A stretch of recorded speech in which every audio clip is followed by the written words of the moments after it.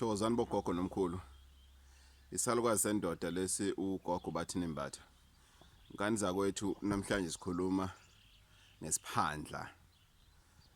Njengoba uyobona abantu bafaka izikhumba lana ezandleni ke kuthiwa isiphandla. Ngicela siqale ngani zakwethu ngemeaning yesiphandla. Gogo kusho ukuthini ufaka isiphandla? Kuyini isiphandla?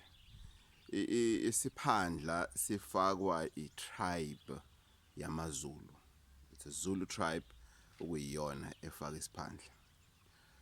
Namanye ama-tribe ayefaka kodwa sogxila kakhulu ku-Zulu tribe, and I think amaNdebele nawo ayasifaka amanye kuya ngeindawo.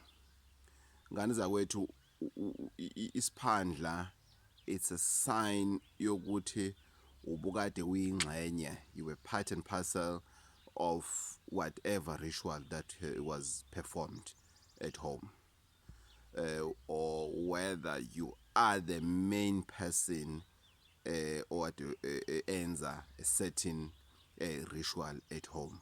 It's either you were part of it or you are the main person, right? Ngani zakwethu isiphandla mawufake isiphandla sakini usifaka on the right hand side. Isiphandla sakini masifaka on the right hand side lokho kuchaza ukuthini?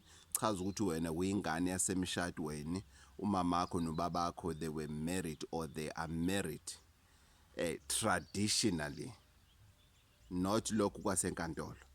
Then isiphandla sakhona usifaka esandleni sika right, and then esandleni sika left kula ufaka khona isiphandla sasekhaya konyoko komalume. Isiphandla sika left leso la usifaka khona. Again sibuyelela kini isiphandla sika right, umuntu wesilisa isiphandla usifaka ngaku right, umuntu wesifazane isiphandla usifaka ngaku left. Gogo, why kufanele sifake isiphandla? Because mawufaka isiphandla you are actually shaking hands with ancestors because you were part and parcel of that specific ceremony, or it was your ceremony directly. The problem or the reason rather I'm doing this video is because of it's December. People are getting too excited. Maybe it happened ukuthi uyingane engayona semshadweni, you belong komalume. Komalume bayakwazi nakhona ukuthi bakwenzele isiphandla sakhona. Uyakwazi ukuthi uphandle komalume and bazokufaka isiphandla sakho which hand? On the left hand side, left hand. Then it happens ukuthi during the year you've met your father for the very first time, or you always knew your father but ubabakho sekaqhamuka manje na, you get too excited, you want now to have a bond with ubabakho. Ubabakho uyakumema yaze ekhaya soba senza into ethize njoba ku December and everything. Ngani zakwethu, avoid ukufaka iphandla ongazazi.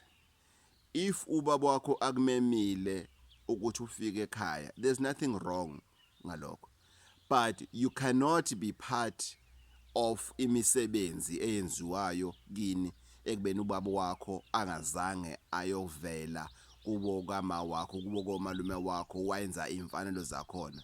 It's an insult to idlozi elakhulisa. Avoid iphandla ongazazi. Awukwazi uyofaka isiphandla sasekhaya kini even if kuthiwa ugulela ukufa. Awukwazi kodwa ukuthi uyofaka isiphandla sakini ngani zakwethu ekubeni bangakwenzelanga lutho. It's an insult. Kungenzeka uphole okwaleso sikhathi leso, kodwa mhla lokho ugula lokho kubuye uyophatha istroke noma ufe nokufa, noma ulimale kabuhlungu ngoba wenza into idlozi lesesilithulele lithi oh ake simpholise sithule. Wena bese uyitshela ukuthi hawu ngigulela ukufa, yazi ngavele ngahamba ngaye ekhaya kithi ngenzela umsebenzi ngangcono. Bangakhiphelanga lutho, bangakhiphelanga nesente. Akwenziwa lokho ngani zakwethu. So ngani zakwethu, itopic namhlanje isiphandla. Please pay attention, be careful ngani zakwethu. Ungayi kini ufike kini ufaka isiphandla ongasazi, udle izidlo ongazazi. Moye kini kwenzeka ukuthi ubaba wakho ucelile kuumsebenzi, there's nothing wrong with that, but idlana la kudla khona wonke umuntu, ungadli esithebeni somndeni ngoba awuyona ingxenye yomndeni wena. You are not part and parcel of that family. Remember ngane zakwethu, traditionally it's all about rituals, not DNA. Yes, according to DNA, it's your dad. I don't have a problem with that. Those are your siblings, those are your family members.